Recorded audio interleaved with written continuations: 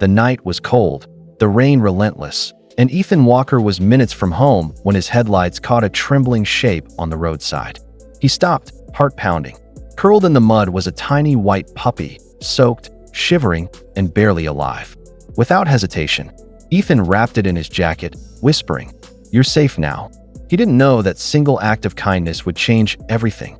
Weeks later, the puppy, now named Snow, began to grow. Strangely, it never barked, never ate much, and sometimes its eyes glowed faint blue in the dark. At first, Ethan thought it was just a trick of light, until one night, the power went out, and Snow started to hum. That's when he realized Snow wasn't a dog at all. Before we start, make sure to hit like, share, and subscribe. And really, I'm curious, where are you watching from? Drop your country name in the comments. I love seeing how far our stories travel. Rain hammered the windshield as Ethan Walker drove home from his late shift at the garage. The night was cold, the kind that seeps into your bones, and the roads were slick with mud. As his headlights cut through the fog, something small caught his eye near the ditch, a faint, trembling shape. Ethan hit the brakes and jumped out, his boots splashing into the puddles. There, soaked and shivering, was a tiny white puppy, no bigger than his hand. Its fur clung to its frail body, and its eyes were barely open. Ethan knelt, his heart tightening. "Hey, little one. It's okay." He gently scooped the creature into his jacket. Back home, he dried the puppy by the fire, feeding it warm milk from a dropper. Under the glow of the flames, he noticed how soft its skin felt, smoother than normal fur, almost silky. It let out a soft hum instead of a whimper and curled into his palm. Ethan smiled tiredly. "You're safe now," he whispered. He named it Snow because of its pure white coat, and the night it was found, Snow drifted into sleep. Ethan didn't notice the faint warmth pulsing beneath its skin, a heartbeat that didn't sound quite human or animal. Weeks passed, and Snow transformed from a fragile newborn into an energetic companion. Every morning, Ethan would wake to find the little creature waiting at his bedside, eyes wide, tail wagging softly. Yet, something about Snow always felt different. It never barked or whined. Instead, it made a low, rhythmic hum, like a tune only it could hear. Ethan often laughed it off. "You're just unique, huh?" he'd say, scratching behind its oddly warm ears. But he began noticing strange things. When Snow walked by the radio, static filled the air. Light bulbs flickered faintly when it slept nearby. Once, while fixing his car battery, he swore the wires sparked even though the engine was off, and Snow was sitting right beside him. Curious, Ethan took Snow to Dr. Harris, the local vet. The exam started normally, but halfway through, the equipment began to malfunction. The thermometer shattered, the heart monitor beeped erratically, and the computer screen went black. Dr. Harris frowned. "That's strange. It's like there's an electromagnetic field around it." Snow whimpered softly, sensing the tension. Ethan quickly scooped it up, reassuring. "It's okay, buddy." The vet hesitated before adding quietly, "Ethan, whatever this animal is, I've never seen anything like it." That night, as Snow slept peacefully, its faint humming filled the room again, steady, almost deliberate, like a message no one could yet understand. By the third month, Snow had grown far faster than any puppy Ethan had ever seen. Its sleek white coat shimmered faintly under sunlight, and its movements were unervingly graceful, too coordinated, too silent. When it stared, its eyes reflected light like mirrors. Sometimes, Ethan caught himself whispering, "You're not just a dog, are you?" One evening, Ethan heard scratching behind the house. Grabbing a flashlight, he stepped outside and froze. Snow was digging near the old storage shed, its claws leaving faint sparks as they struck the ground. The soil beneath glowed faintly, pulsing like embers. When Ethan reached down, the dirt felt warm, almost metallic. The next morning, his front door was wide open. Snow sat outside, perfectly still, staring toward the forest as if listening to something far away. Ethan called its name. Snow turned slowly, its eyes reflecting a pale blue light, then looked back at the trees, whining softly. Later that afternoon, Dr. Harris called, his voice tense. "Ethan, I ran another test using a strand of Snow's fur." He hesitated. "The results don't match any known animal.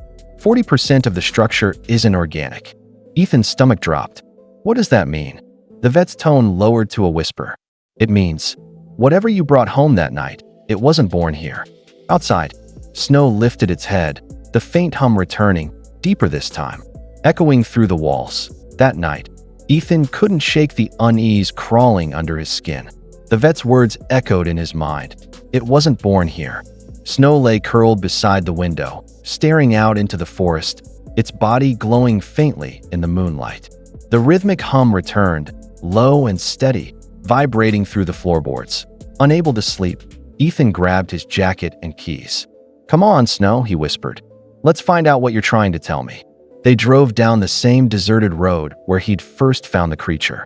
The air was unnaturally still. As the car neared the old signpost, the radio flickered to life, static, then a faint echo of Snow's hum. The sound grew louder the closer they got. Snow jumped out before the car stopped, sprinting into the woods. Ethan followed, flashlight trembling in his grip. Deep among the trees, he found a clearing, overgrown yet disturbingly symmetrical. Scattered across the ground were strange metallic fragments, faintly glowing blue. Snow stood in the center, whining softly, pressing its paw to one of the fragments. Suddenly, a high-pitched tone filled the air, and the fragments began to float, spinning slowly in a circle. Ethan stumbled back, whispering, "What are you?" Snow turned to him, eyes glowing brighter than ever, and for a split second, Ethan swore he saw his reflection not in fur, but in light. Days passed, and the world around Ethan felt different, quieter, heavier. Snow had stopped eating, stopped playing, spending hours sitting by the window, watching the forest. Each night, that faint hum filled the house again, growing stronger, deeper, almost melodic. It wasn't noise anymore. It was communication. Then, one evening, the sky outside flashed blue for a split second, followed by a soft vibration through the air. Snow lifted its head sharply. Its eyes gleamed with the same light. Ethan knew instantly. Something was calling that. He knelt beside his companion, his throat tight. "You have to go, don't you?" Snow pressed its head against Ethan's chest, emitting one final, gentle hum. Low, steady, and heartbreakingly calm. Moments later, Snow trotted toward the forest, glancing back only once. Ethan followed, barefoot, through the damp grass until they reached the clearing. The ground pulsed faintly again, just like before. The metallic fragments from that night were now glowing intensely, swirling upward into the sky. Snow stepped into the light. The hum became a pure tone, rising higher until Ethan had to cover his ears.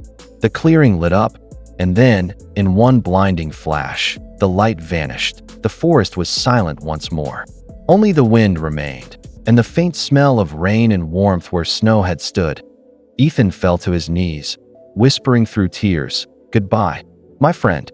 Months drifted by, but Ethan never forgot that night. The neighbors called him crazy, reporters dismissed his story, and even Dr. Harris couldn't explain the missing creature or the strange readings from the clearing.